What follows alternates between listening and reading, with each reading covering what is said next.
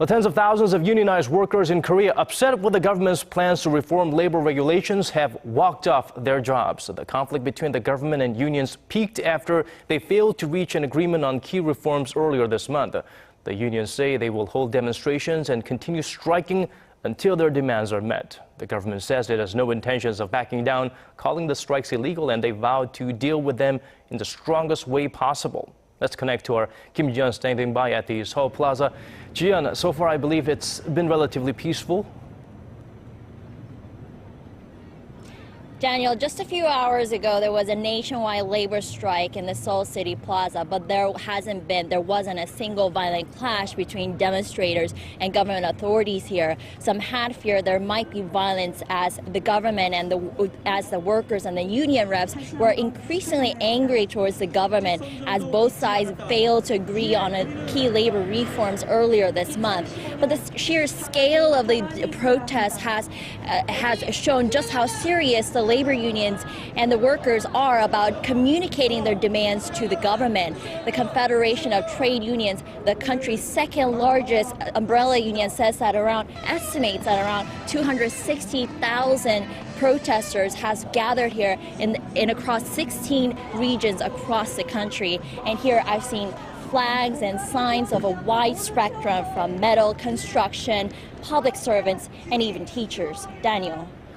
Well, Ji-yeon, thankfully it is peaceful so far. What about their needs and wants? What do the protests want? Could you list them out for us?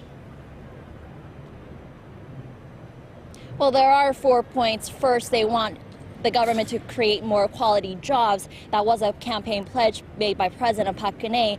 They're not happy with the way the government has been approaching this issue, saying that their approach to revitalizing the labor market has called for more flexibility in the labor market. And they say that approach will increase the number of irregular positions, making it easier for employers to lay off workers while lowering the wages. And also, second, they want a pay hike in the minimum wage from just over $5, the current $5 to just over $9. And third, they want an end to the government's push for reforming the public pension system, the reform of a pension system for public servants.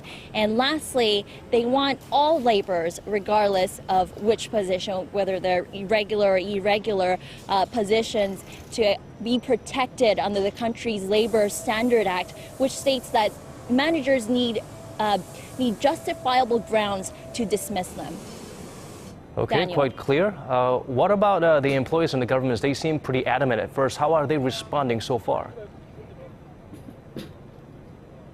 Well, lukewarm at best to these demands, although Finance Minister Choi Kyung-han has addressed some of these concerns that were raised today by the protesters to business leaders, and did express some support from a limited increase in the minimum wage.